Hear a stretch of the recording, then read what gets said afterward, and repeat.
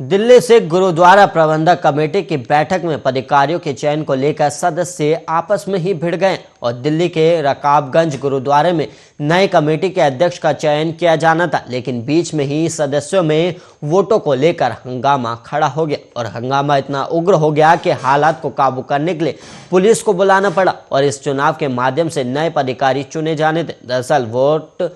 हाथ उठाकर दिए जाने की बात हो रही थी, जो अकाली दल सरना और उनके समर्थक मनजीत सिंह को मंजूर नहीं था, जिसके बाद ये बात हुई कि बैलेट के द्वारा वोट करवाए जाए। लेकिन तभी यह आरोप लग रहा है कि अकाली दल बादल के एक सदस्य ने अपना वोट दिखा दिया, जिसके बाद से कई घंटों तक ये हंगामा होता रहा। और वहीं शैयद बादल के पास 30 सदस्य और शैयद दिल्ली के नेतृत्व वाले गठबंधन के पास 21 सदस्य और इस तरह से शैयद बादल के पास बहुमत का आंकड़ा है और उसके बाद भी सरना पार्टी के सदस्य जीत का दावा करें। वहीं बताया जा रहा है कि शैयद बादल के प्रदेश अध्यक्ष और DSGMC के निवर्तमान महामंत्री हरमीत सिंह कालका अध्यक्ष पद के उम्मीदवार होंगे, लेकिन शिरोमणि अकाली दल दिल्ली DSGMC के अध्यक्ष पद पर अपना दावा करें और 55 सदस्यों वाली कमेटी में 46 सदस्य संगत द्वारा चुने जाते हैं।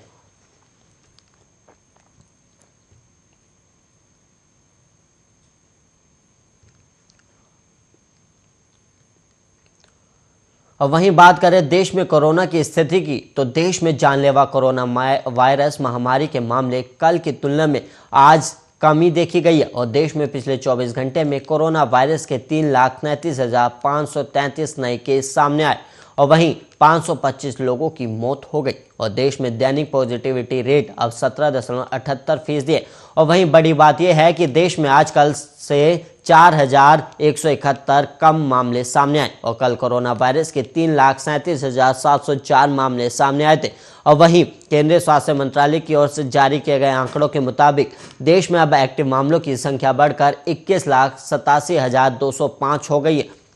और वहीं इस महामारी से जान गंवाने वालों की संख्या बढ़कर 4,79,409 हो गई और आंकड़ों के मुताबिक कल 2,59,168 लोग ठीक हुए, जिसके बाद अभी तक 3,65,60,650 लोग संक्रमण मुक्त हो चुके हैं।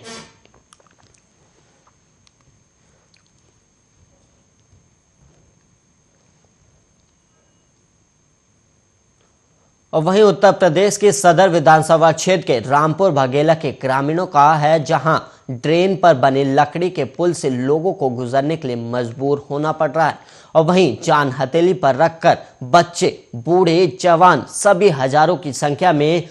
आए दिन गुजरते हैं और इस लकड़ी के पुल के पक्के निर्माण के लिए ग्रामीणों द्वारा नेताओं सहित अधिकारियों तक के दरवाजे खटखटाए जा चुके, लेकिन अभी तक किसी की नजरें इस पर नहीं पड़ी, जिससे नाराज ग्रामीणों ने नेताओं के लुभाने वाले वादे में इस बार ना फंसकर वोट ना देने का फैसला किया। और वहीं सदर विधानसभा क्षेत्र के रामपुर बघेल गांव के पास से महाराजगंज ड्रेन गुजरता है, जो सीधे रामपुर बघेला को राही से जोड़ता है, लेकिन उस पर पक्के पुल का निर्माण न होने के कारण ग्रामीणों को लगभग 8 से 10 किलोमीटर दूर का सफर करना पड़ता है और इसी को देख ग्रामीणों ने ड्रेन पर लकड़ी द्वारा पुल का निर्माण कराया और उसी पुल से पैदल और 2 पहिए वाहनों से लोग गुजरते हैं, लेकिन जिस तरह जान हथेली पर रखकर लोग गुजरते हैं वो निश्चित तौर पर दिल को झकझोर देने वाला है। और इस पुल से गुजरते हुए कई बार बड़े हादसे भी हो चुके हैं, जिसमें कई लोगों को गंभीर चोटें भी आ चुकी हैं और इसके अलावा बच्चे विद्यालय जाते हैं तो उस समय भी वो पानी में कई बार गिर जाते हैं, लेकिन किसी भी जनप्रतिनिधि का ध्यान इस ओर नहीं गया और वहीं अगर होता भी ध्यान तो या तो पल्ला झाड़ लेते हैं या फिर देखने की बात कहकर टाल देते हैं।